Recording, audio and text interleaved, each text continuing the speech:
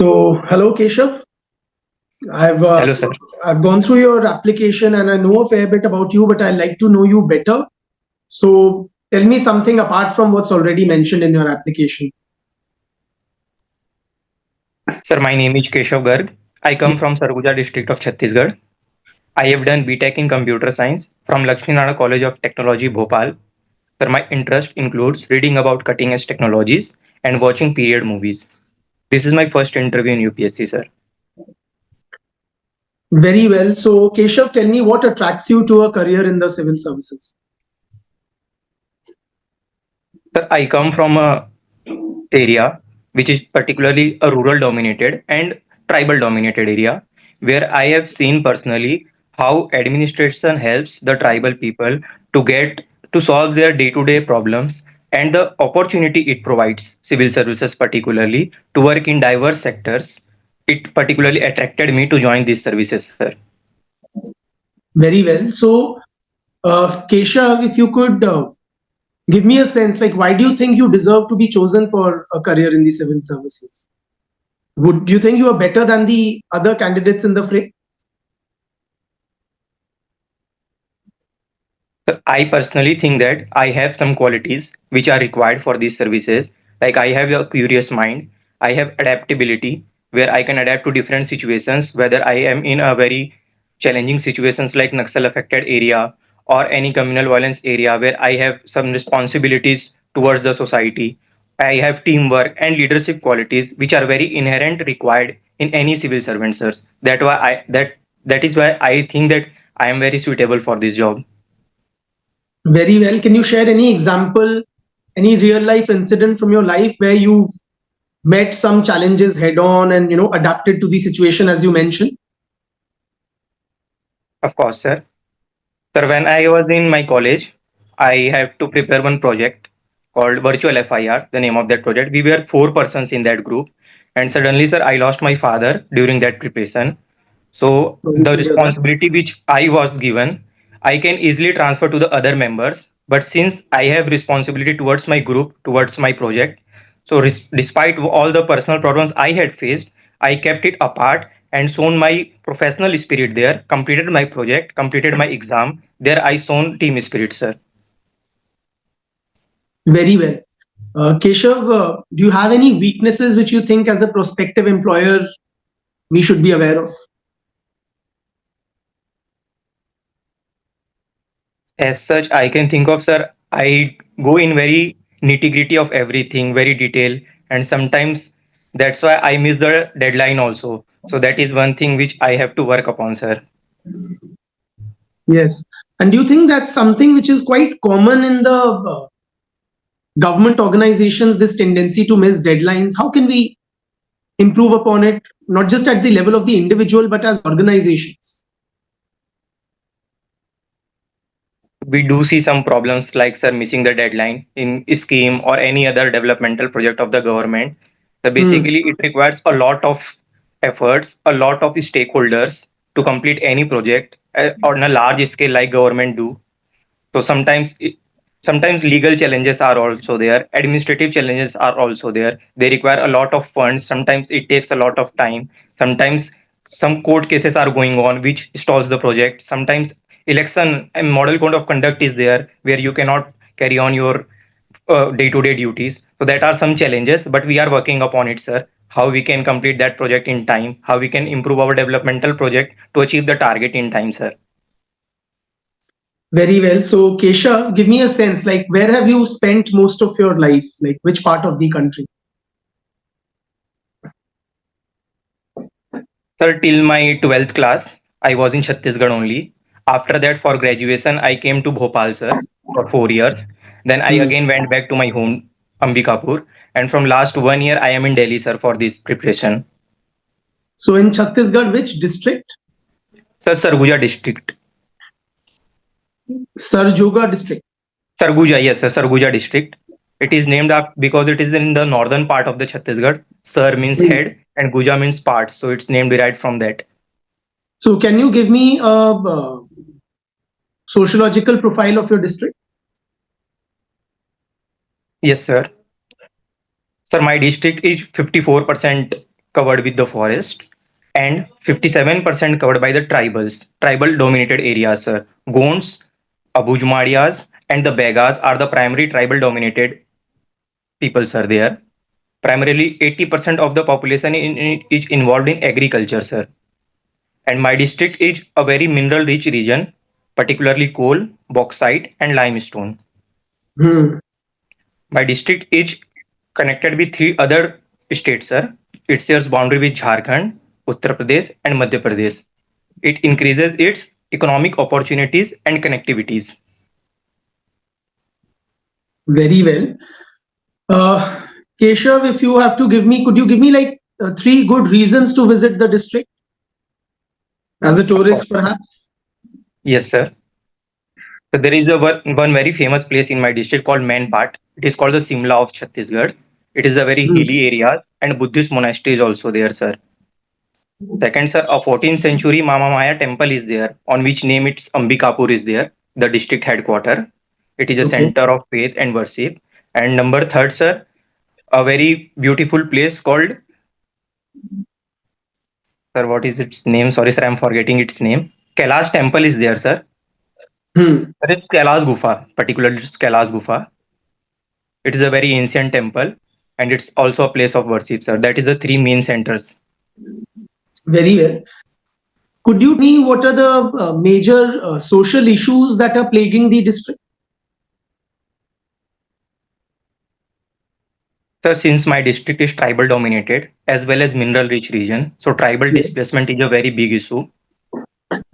The number second is agricultural distress is there, sir, because productivity is not at or not of that level. So primarily agricultural distress problem is there, and 80% of the population is involved in agriculture. And sir, number third is air pollution is a issue, sir, because of the coal mines or the bauxite plants are there. So these three are the main reason in my district, sir.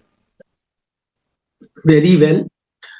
Uh, Tell me, like, see, several times tribal communities oppose developmental projects, mining projects.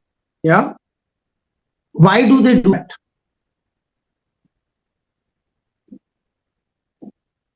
So tribal people particularly reside in the forest areas where it is mineral rich also, Hmm. and sacred a concept of sacred groups is there. They are particularly very much attached to the forest region, particularly attached to the what is called, sir, their mission for Jal Jangal Jameen. They want ownership over there because their Hmm. livelihood opportunity mostly come from the forest region, which is also mineral rich region. Recently we seen, sir, Hasdeo Arand forest. They have, particularly it is a coalfield region, but dominated by tribal people. So there is Hmm. conflict between the tribals as well as administration. For this, sir, we came up with Forest Right Act, where we are providing title ownership to the tribals. Around 4 hectare land of it is provided, and we are coming up with developmental initiatives where a proper rehabilitation policy should be there, sir, so that if Hmm. any mines or any project come, it should be in particular stakeholder approach where tribals are also in the decision making authority, sir, to reduce any type of conflict. That is the main issue, sir. So, Keshav, like, should the administration stall the developmental projects if they are opposed by the local communities? What is the response of the administration?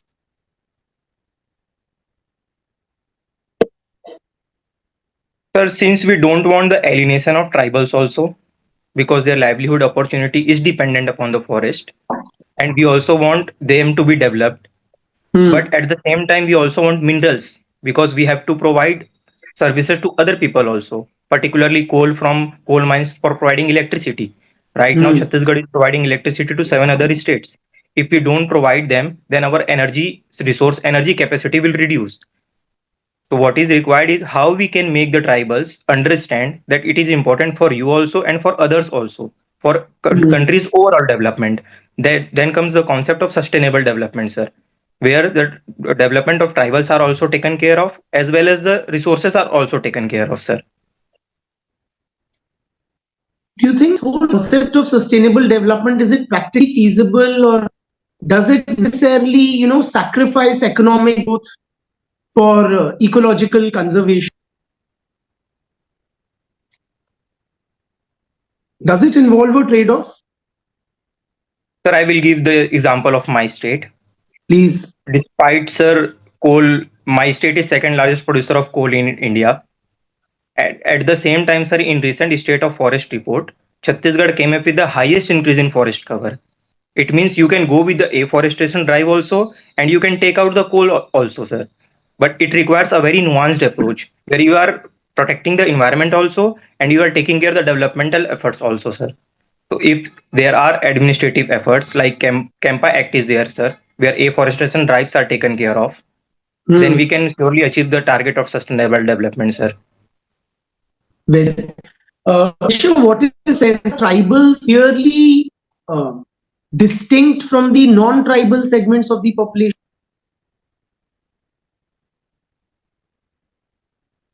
Sir, particularly tribal have their different culture, different social norms. Particularly in mainstream society, we see a patrilineal society, but tribals are generally a matrilineal kind of society. They have their distinct cultural norms, distinct marital system like Ghotul system seen in the Gond tribe of Chhattisgarh. They have their own kind of political structure also, sir.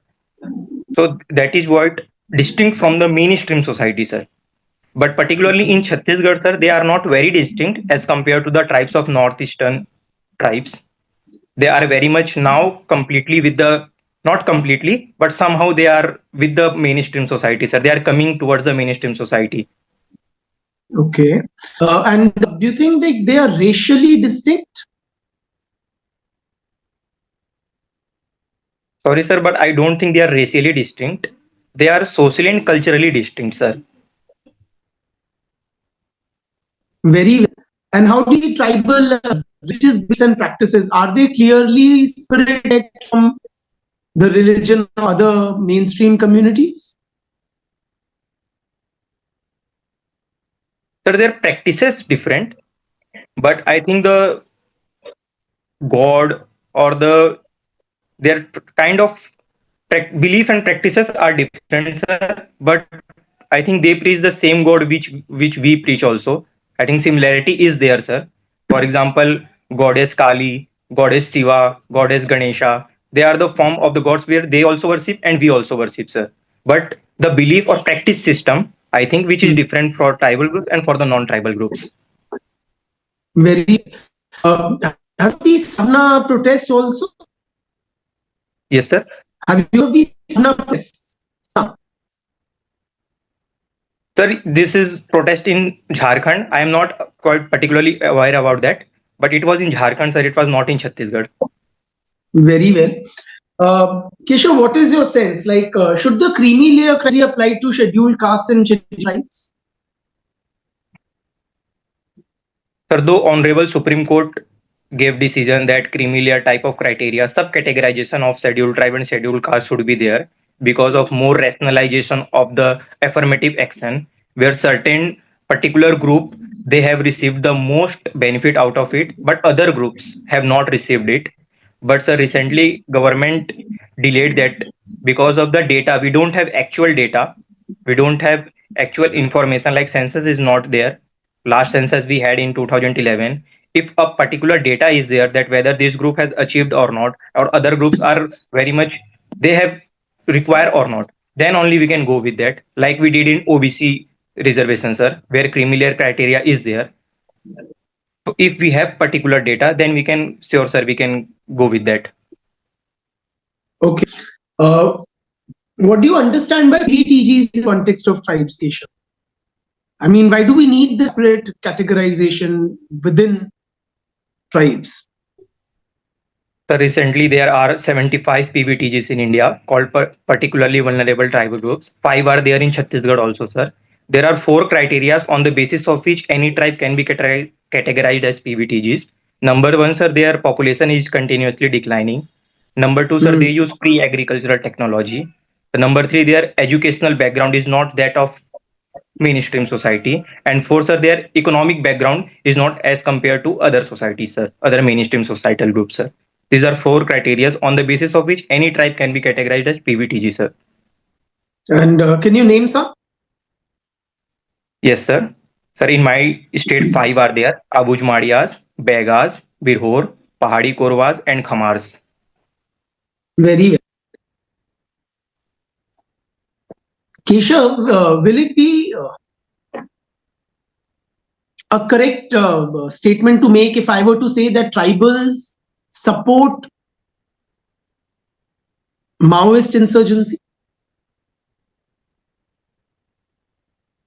Sorry, sir, but I have a different understanding of that. So I think Maoist and Naxalists do have their strong support base among the tribal group in Chhattisgarh, particularly in southern district like Bastar, Bijapur, Dantewada, and Narayanpur. But there are inherent reasons for that, sir. Particularly, they are able, sir, administrative gap is there in that areas where which is filled by the tribe, which is filled by the Naxals as well as the Maoist groups. So tribal feel that Maoist and Naxals are able to provide them what they require, like livelihood opportunity, employment opportunities.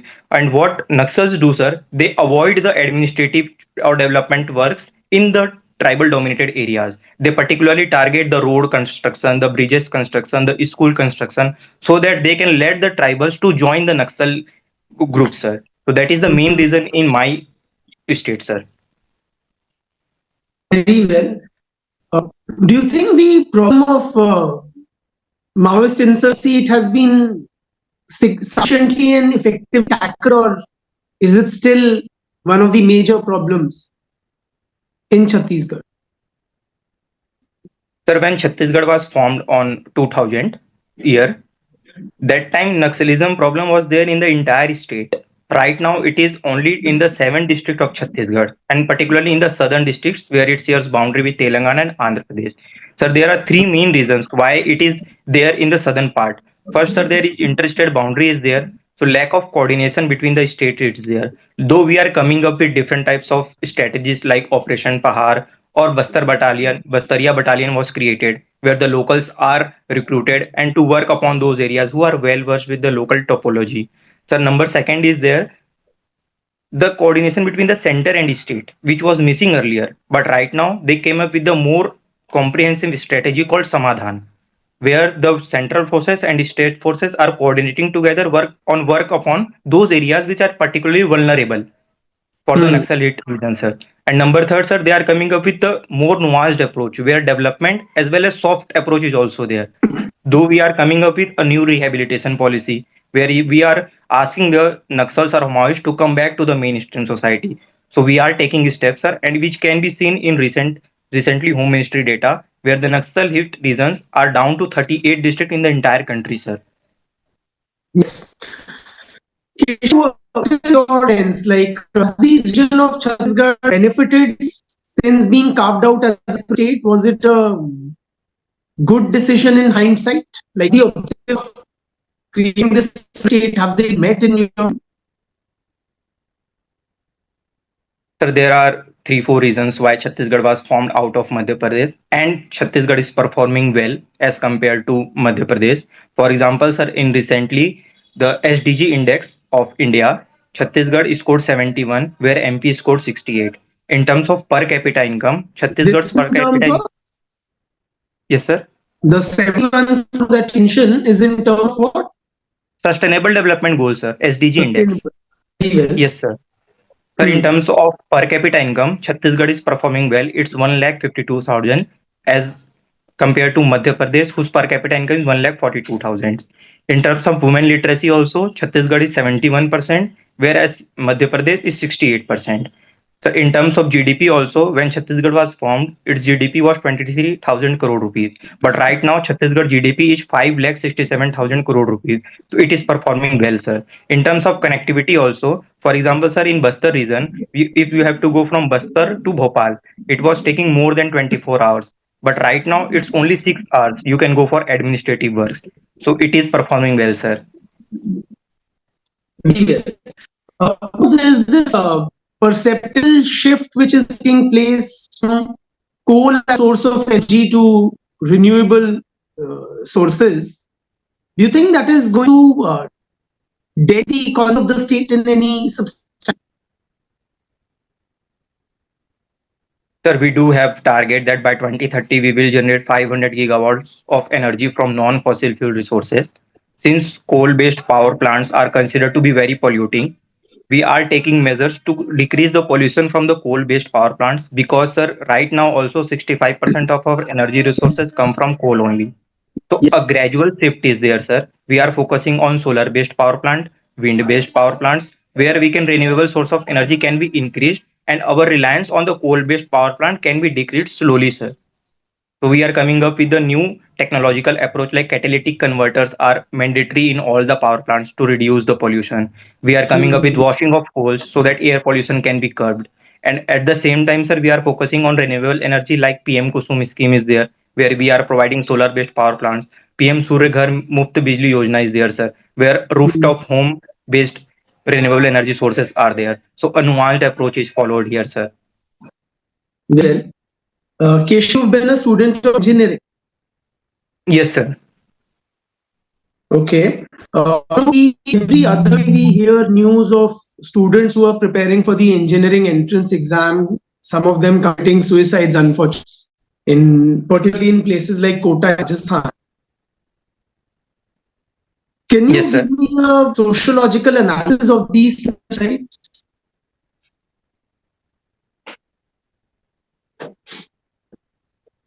Sir, Kota and in my state also Bhilai, these are considered to be the center of education, particularly for the competitive exam like JEE or NEET exam, medical examination. So students do come here in large numbers in every year because of the quality of education provided there, and they feel that they will have a added advantage to compete with Yes. the other students. But there are inherent issues also, sir. For example, cases of suicides are very high in these type of cities. Sir, in sociology we have one theory by Emile Durkheim, suicide theory, where he provides certain the main points why the cases of suicides are higher in that type of areas. These are not individuals, there is societal currents, sir, which particularly affect this type of groups, particularly the students, particularly the bachelors, who are more stressful, who feel they are cut off from the wider society. They are more egoistic type of suicides are there, because they feel lack of integration. They are more not connected with the wider social groups, so they feel alienated. That's why the cases of suicides are also rising in that type of cities, sir. And what we require more administrative efforts from the government, from the coaching institutes, and from the parents also, that they should take care of not only the studies part but also the non-study part of the students also, sir. That is the main issue, sir. So, Kesha, imagine if you were one the main charge of the administration in a district like Kota, or which else were you mentioning from your state? The Bhilai is there, Bhilai. Bhilai. So, where you have a lot of students, the context of engineering entrance place, what concrete steps you will take to address this issue of student suicide? So here a multi-stakeholder approach will be required, where the government should come up with all the coaching institutes, main coaching institutes where large number of students are there, as well as some students are also with a part of that. So a detailed strategy can be made on. Sir, for example, what is the main reason why students are suiciding? Because they are very pressurized or stressful condition is there. How we can decrease that pressure? Psychological supports can be there. In every coaching institute, there should be one psychologist or psychiatrist. For example, sir, lack of doctors are there where students can go, where students can have their issues resolved. Not only studies but non-studies also. The support of parents will be there. Regular counseling should be provided to them by the parents also and by the coaching institutes also. So instead of going for every week exam, we can have a 15-day exam to reduce the pressure. And particularly, sir, this type of cases rise just before the exam. So we are required that whenever the exam is near, we provide this type of support more frequently to the students. This type of approach, I think, sir, will help to reduce the cases of suicides. Very well. Some of the state governments have been attempting over the past few years to have engineering courses in regional languages. Are you aware of this development? Yes, sir, I am aware of this. What is your take? Is it a move in the right direction, or should our science and engineering education continue to remain in the English language? So 3 days back, I read one report by World Economic Forum. It's status of future job report, where it was highlighted that 86% of the jobs in the global sector will be driven by artificial intelligence and machine learning. And right now, the language models which we are coming up with are trained on English language. Though states like Karnataka or Uttar Pradesh have started to provide the engineering in Hindi or in any regional languages, but sir, if we see the data from the last 4 to 5 years, there are no enrollments in the regional languages. So it That is is good correct. that yes, sir, it is good that we are coming up with regional languages. But do are students taking those languages?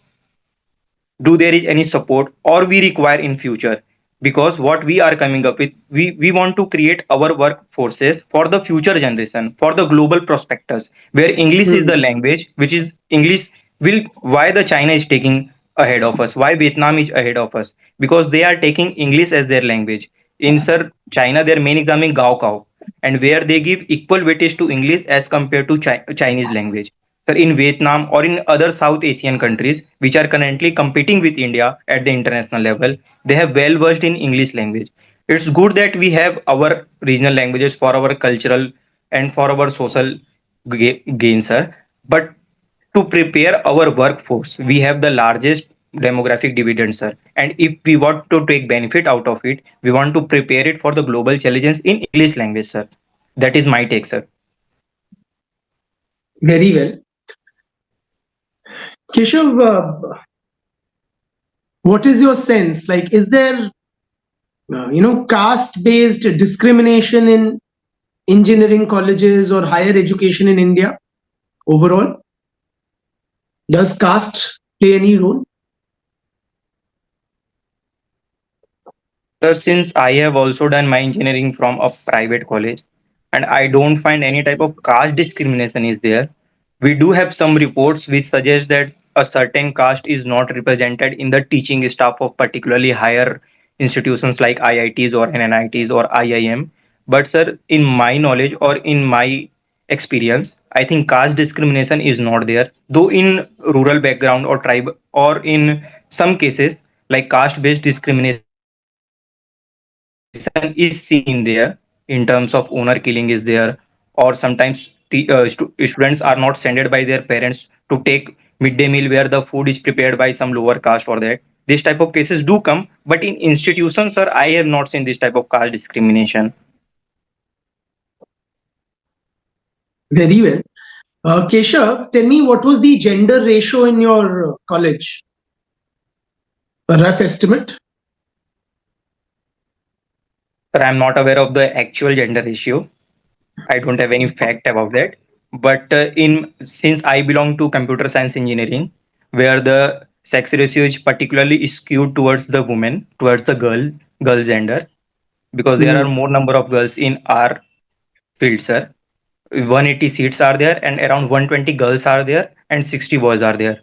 But sir, in other streams like mechanical or electrical, more it is more skewed towards the boys as compared to girls.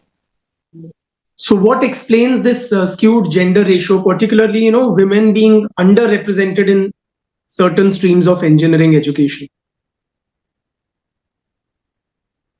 Sir, I think it has more to do with their job perspective, because in computer science engineering, it is very easy for them to work from home also, and particularly it is less physical job as compared to other stream, because you have to sit in an office where you can have a particularly, sir, urban areas job is there in computer science as compared to other streams like mechanical or electrical, where more field work is there, more physically challenging work is there. So particularly girls don't do that type of, they generally prefer don't do, but though it is changing also. Right now we have seen the number of girls in that stream also increasing. Yes. Sir, am I audible? Could you speak again? Yes, you are audible. Please continue. Yes, sir. So right now we are seeing that the trend is changing. In the STEM sector also the participation of girls is increasing, sir. We come up with different type of scholarship also, PM fellow scholarship or Curie mission, where we are also encouraging women to take these jobs also. So Hmm. a gender neutrality can be gained, sir, because if we want to become Viksit Bharat by 2050, our one goal is that 70% of women should come into the workforce. And if 70% women should come into the workforce, they should take this type of streams also, sir. Very well. So I see that you are interested in latest developments in technologies, Yes, sir. and particularly you seem to have a fancy for robotics. Yes, sir. I was the founder of robotics club in school, sir. So Keshav, can you tell me about some latest developments in the field of robotics? Yes, sir. So right now we are coming up with AI powered robots. Particularly, Microsoft recently launched a Dragon Copilot robots for assistive healthcare system, sir.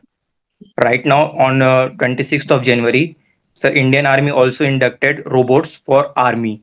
That is called quadruples robots to assist the Army in the different difficult terrain, particularly in the hill regions or in the northeastern sector, sir, where heavy forested region is there. Sir, in robotics, Hmm. we are also coming up with a Daksha robot designed by DRDO for bomb defusal in the Naxalite regions, sir. One Vyomnaut is also there, sir, for space missions, which ISRO used in recent missions, sir. So these are Hmm. the recent developments in robotics, sir. Can you think of any application of robotics in developmental administration?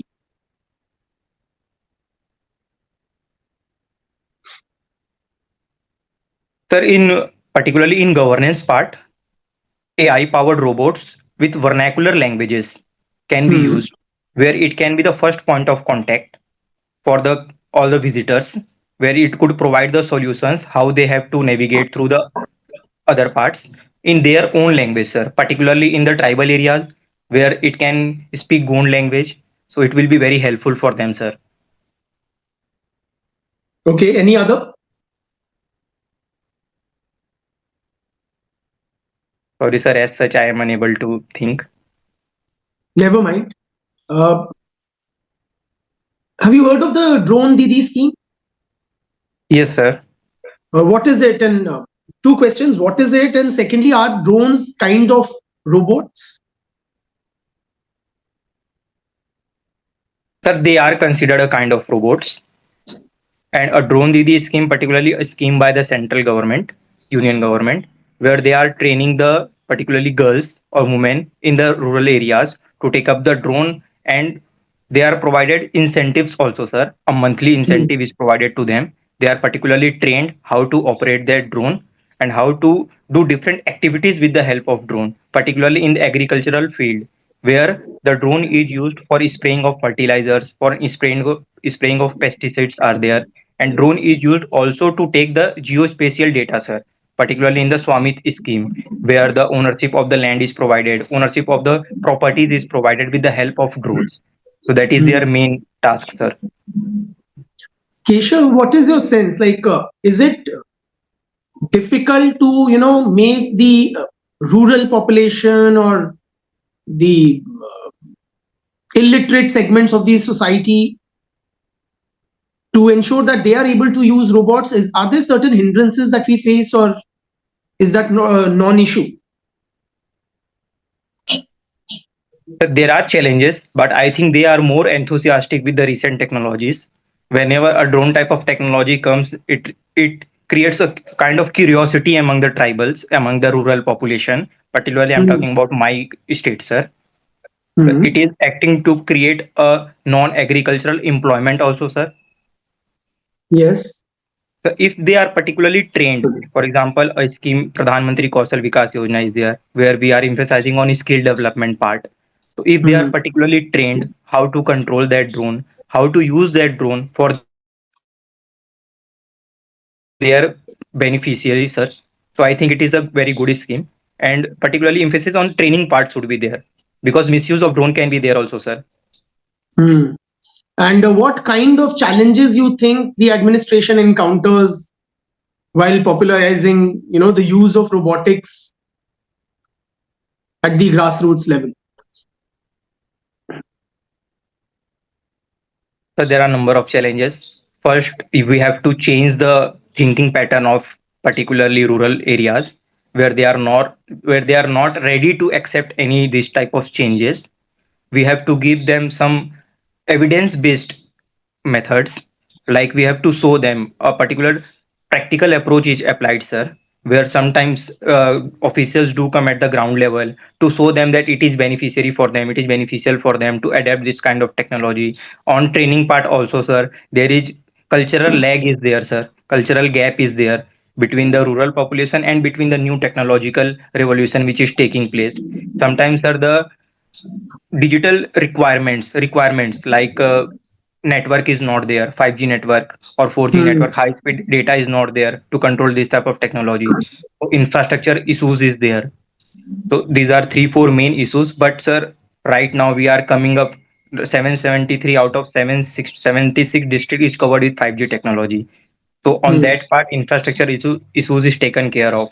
And if we are focusing more on how the rural areas can adapt to this technology, it will be very good, sir. Very well. You also mentioned AI a couple of times. Keshav, enlighten me, isn't AI being somewhat overhyped, or is it really that transformative as it is being made out to be? I mean, I really fail to understand how it is going to affect our or transform our lives in various ways. Could you just help me understand that? Yes, sir. Sir, I do agree with you that AI is overhyped right now. So what Hmm. Sri Narayan Murthy ji said 3 days back, that it is right now fashion in India to think everything from the AI point of view, but it is not so, sir. Its application is different from what it is said right now. Right now we are having one trend that everything is AI powered. Whether we are using one app, whether we are using everything, but that is not the case, sir. AI is way different how we use them and how its application part is there. AI is divided into different categories, sir. For example, artificial general intelligence and artificial super intelligence.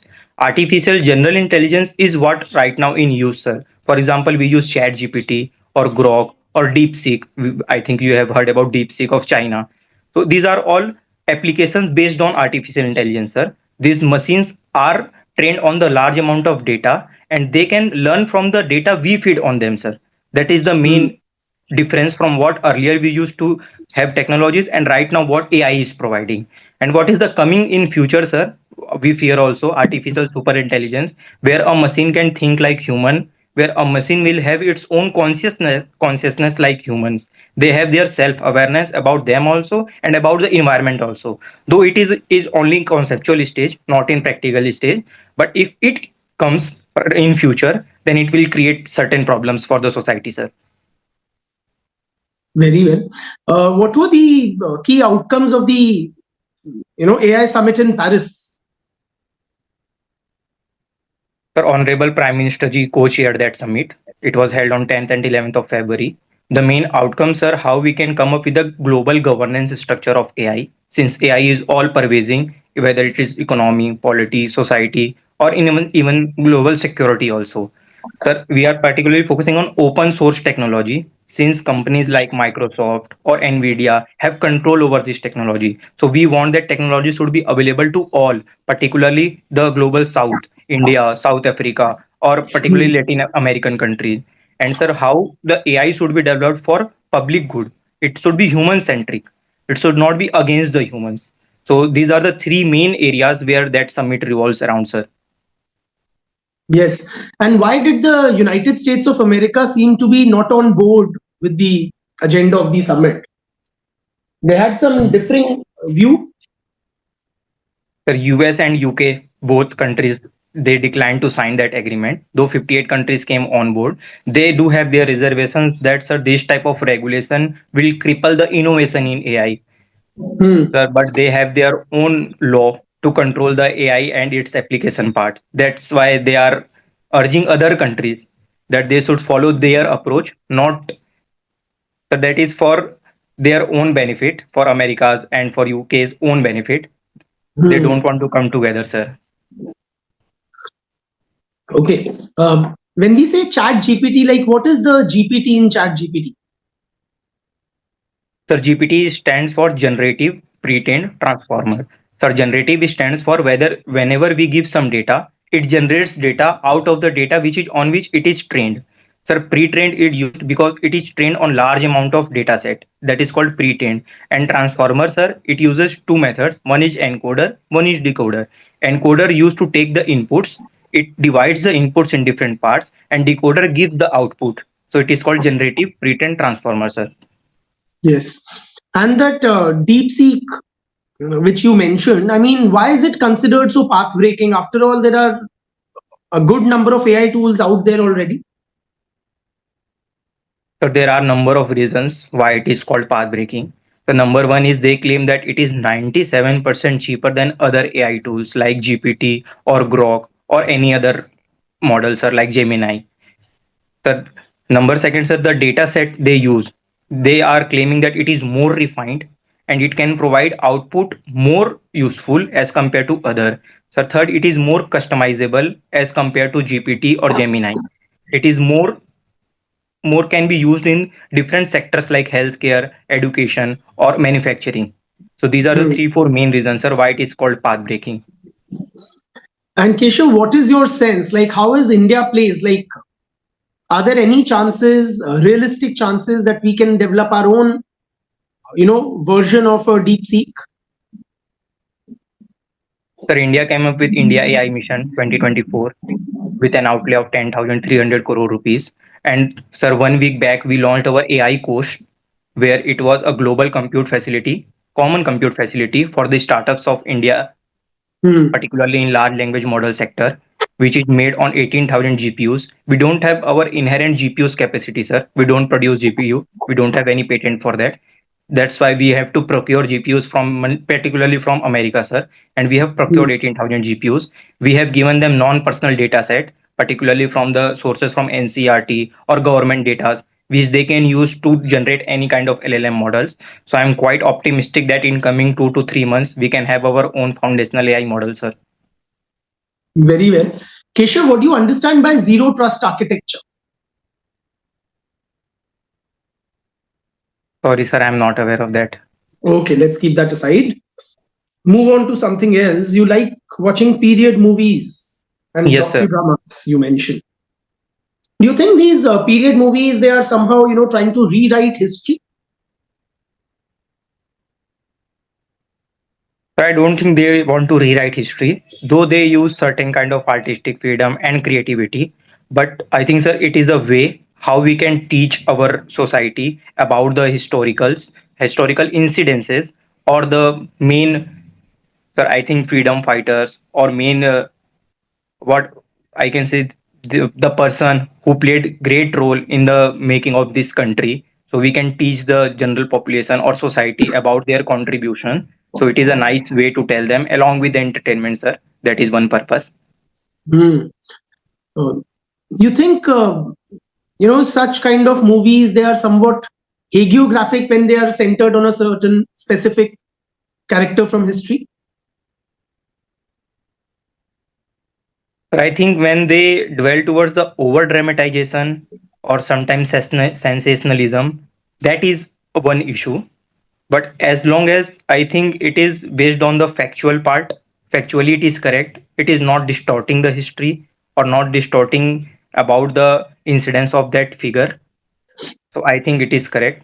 But if it distort the history, then it become problematic, sir. Okay. And several of these movies, we see they are revisiting historical figures and seem to be so stoking some sort of controversy. For example, there are now demands being made to dig up the grave of Aurangzeb. Do you think that's a correct direction for our polity and society to move in?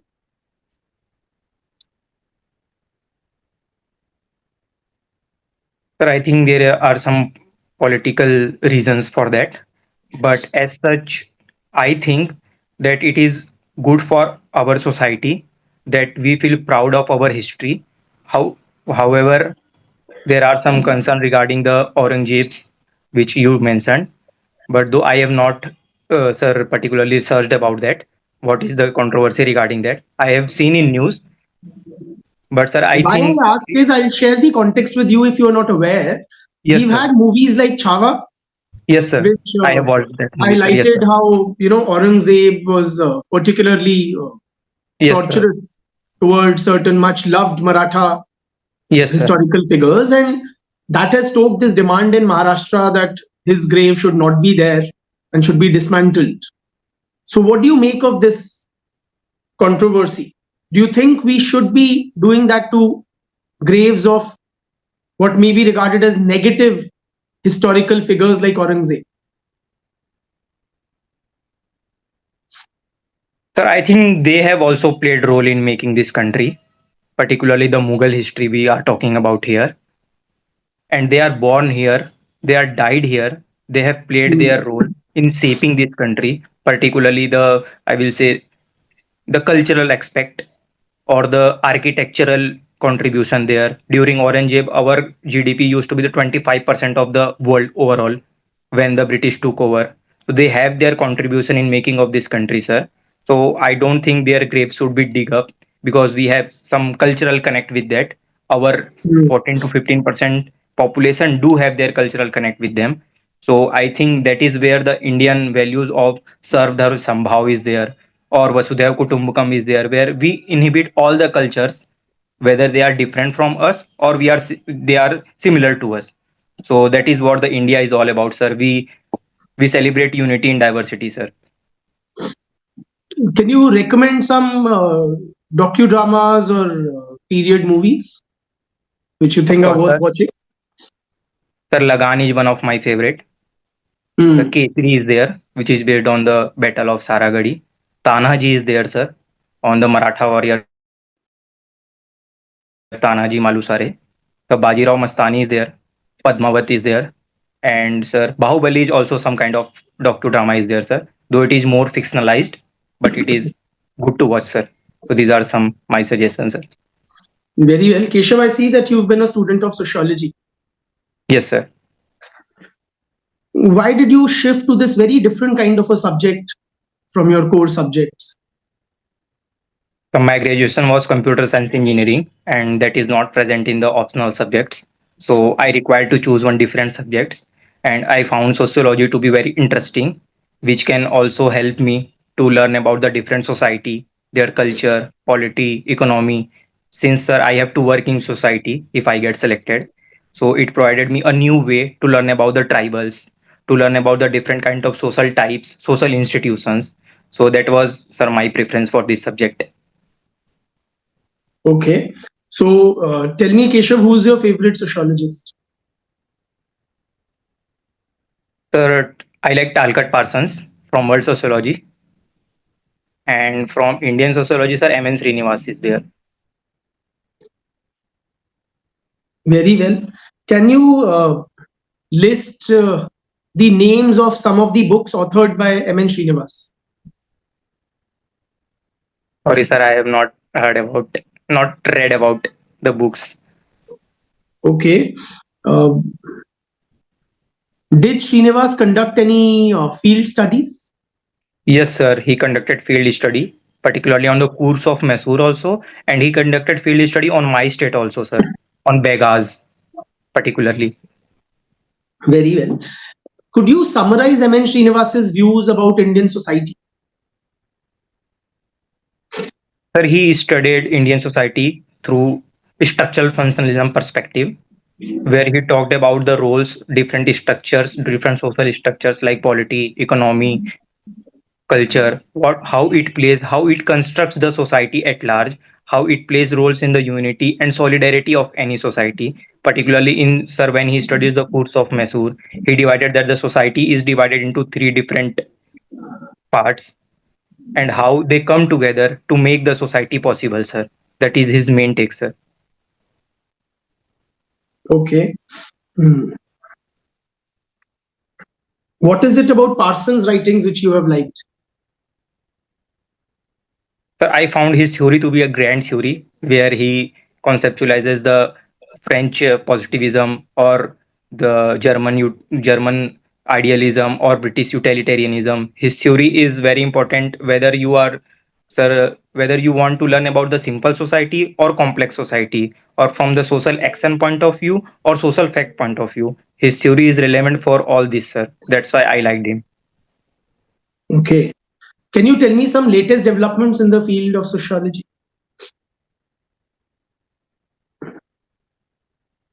So right now, sociology is talking about the environment also, the changes which are taking place. For example, sir, technological development also are coming up. Like cultural lag concept is there, where there is changes in the technological part, but the society is not adapting that. There is a mismatch between that. That is also discussed in sociology right now, which is a change from the what I say classical sociology is there, what we talk about. And there are more towards the gender neutrality I will talk. Gender neutrality part is more focused in sociology right now. So these are three, four main areas where sociology is focusing, sir. Very well. Keshav, how do you relax?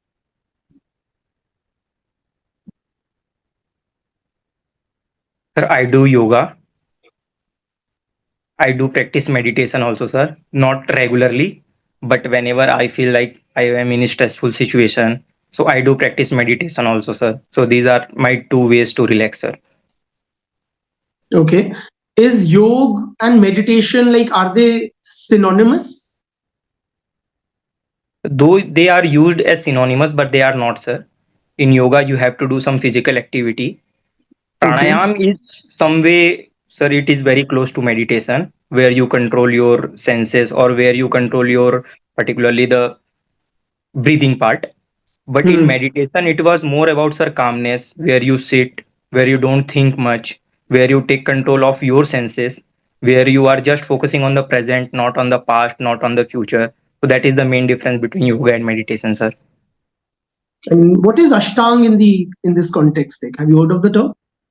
Yes, sir. It is used particularly for yoga, where eight different types of yoga is there. Sir, I am not aware of the eight words, but it is used for yoga, sir. Very well. Thank you, Keshav. Thank you, sir. So I'm done.